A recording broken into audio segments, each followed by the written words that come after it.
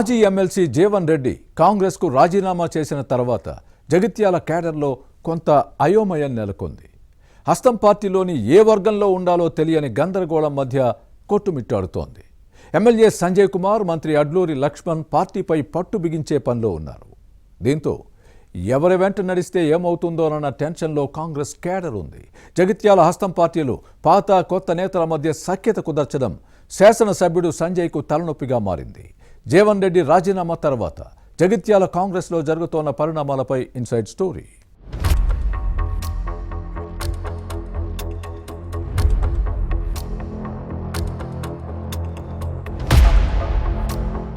మాజీ ఎమ్మెల్సీ జీవన్ రెడ్డి కాంగ్రెస్ కు రాజీనామా చేసిన తర్వాత జగిత్యాల కాంగ్రెస్ లో గందరగోళం నెలకొంది. ఈ నేత బీఆర్ఎస్ లో చేరనున్నారు. కానీ జీవన్ రెడ్డితో ఉన్న హస్తం పార్టీ క్యాడర్ కు ఏం చేయాలో తెలియడం లేదు. ఈ మాజీ ఎమ్మెల్సీ అనుచరుల్లో కొందరు ముఖ్య నేతలు జగిత్యాల జంక్షన్ లో నిలబడి ఎటువైపు వెళ్లాలో తేల్చుకోలేక దిక్కులు చూస్తున్నారు. 4 దశాబ్దాలుగా జీవన్ రెడ్డి వెంట నడిచి కాంగ్రెస్ జెండా మోసిన క్యాడర్లో కొందరికి బీఆర్ఎస్ లో చేరి గులాబీ కండువ కప్పుకోవడం ఇష్టం లేదు. దీంతో హస్తం పార్టీలోనే కొనసాగాలని నిర్ణయం తీసుకున్నారు. కానీ ఇప్పుడు కొత్త సమస్య ఎదురవుతోంది. జగిత్యాల ఎమ్మెల్యే సంజయ్ కుమార్ వర్గంలో ఉండాలా లేక మంత్రి అడ్లూరి లక్ష్మణ్ వెంట నడవాలా అన్న అయోమయంలో క్యాడర్ ఉంది. అటు లక్ష్మణ్ వెంట వెళ్తే సంజయ్ కుమార్తో ఇబ్బందులు తప్పవన్న భయం లేకపోలేదు. ఇటు సంజయ్ కుమార్తో ఉంటే జిల్లా ఇన్ఛార్జ్ మంత్రి లక్ష్మణ్ కుమార్ దగ్గర పనులు అవుతాయో లేదో అన్న టెన్షన్ తప్పడం లేదు.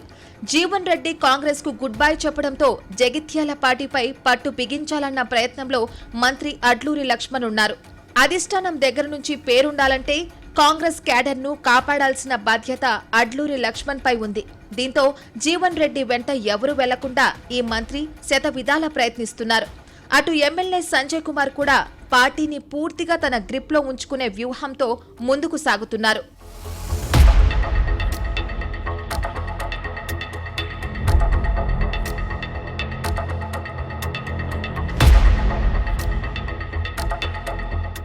జీవన్ రెడ్డి అనుచరులు జగిత్యాల పట్టణ అధ్యక్షుడు కొత్త మోహన్, టీపీసీసీ కార్యదర్శి బండశంకర్ ఈ మాజీ ఎమ్మెల్సీ వెంట నడిచే అవకాశం లేదు.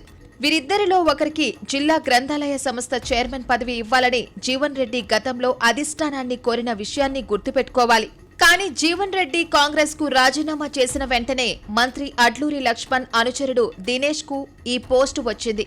దీంతో బండశంకర్, కొత్త మోహన్ తో పాటు కొందరు నేతలకు పదవులు ఇవ్వాల్సిన బాధ్యత సంజయ్ కుమార్, అడ్లూరి లక్ష్మణ్ పై ఉంది.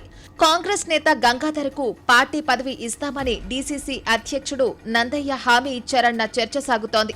న్యాయవాది జగదీష్ కూడా పదవి కోసం అధిష్టానం చుట్టూ చక్కర్లు కొడుతున్నారు. అసెంబ్లీ ఎన్నికల ముందు టీడీపీ నుంచి కాంగ్రెస్ లో చేరిన మహంకాళి రాజన్న పోస్టు కోసం పైరవీలు చేసుకుంటున్నారు.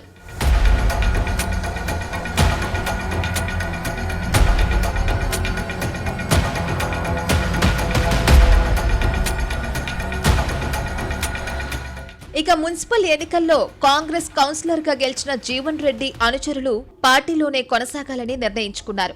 కానీ హస్తం పార్టీలో గౌరవం, మర్యాద లేదనే బాధ కొందరిలో ఉంది. ఎమ్మెల్యే సంజయ్ తో కొందరు, అడ్లూరి లక్ష్మణ్ తో మరికొందరు ఉంటున్నారు. అయితే కాంగ్రెస్ అధికారంలో కొనసాగే 2.5 ఏళ్లు వీరిద్దరిని సంతృప్తి పరచడం ఎమ్మెల్యే సంజయ్ కుమార్ కు సాధ్యం కాకపోవచ్చు. ఇక కాంగ్రెస్ లో కొత్తగా చేరిన వారికి మొదటి నుంచి పార్టీని అంటిపెట్టుకుని ఉన్న నేతలకు మధ్య సఖ్యత లేదు. అందర్నీ సమన్వయం చేయడం సంజయ్ కుమార్ కు తలనొప్పిగా మారే అవకాశం కనిపిస్తోంది. అందుకే అసంతృప్తి కాంగ్రెస్ నేతలతో మంత్రి అడ్లూరి లక్ష్మణ్ ఇటీవల సీఎం రేవంత్ రెడ్డితో భేటీ నిర్వహించినప్పుడు న్యాయం చేస్తామన్న హామీ లభించింది. వాస్తవానికి కాంగ్రెస్ వీడి జీవన్ రెడ్డి ఊపిరి పీల్చుకున్నారు. ఎందుకంటే జిల్లాలో ఉన్న కొద్ది పదవులను ఎంతమంది ఆశావాహులకు ఇప్పించడం సాధ్యం కాకపోవచ్చు. ఇప్పుడు ఆ భారమంతా సంజయ్ కుమార్ పై పడుతోంది. జీవన్ రెడ్డి వెంట వెళ్లకుండా తాత్కాలికంగా ఆపేయొచ్చేమో గాని పదవులు, నిధుల హామీ నెరవేర్చకపోతే వారంతా అసంతృప్తికి లోనయ్యే అవకాశం కనిపిస్తోంది. జీవన్ రెడ్డి పార్టీ నుంచి వెళ్లిపోవడంతో సీఎం రేవంత్ రెడ్డి జగిత్యాల నియోజకవర్గంపై ప్రత్యేక దృష్టి పెట్టారు. అయితే మంత్రి అడ్లూరి లక్ష్మణ్, ఎమ్మెల్యే సంజయ్ కుమార్ కలిసి పార్టీని గాడిన పెడితే బాగుంటుంది. చెరోదారిన వెళ్తామంటే కథ మళ్లీ మొదటికి వస్తుంది. మరి ఈ ఇద్దరు నేతలు ఏం చేస్తారో చూడాలి.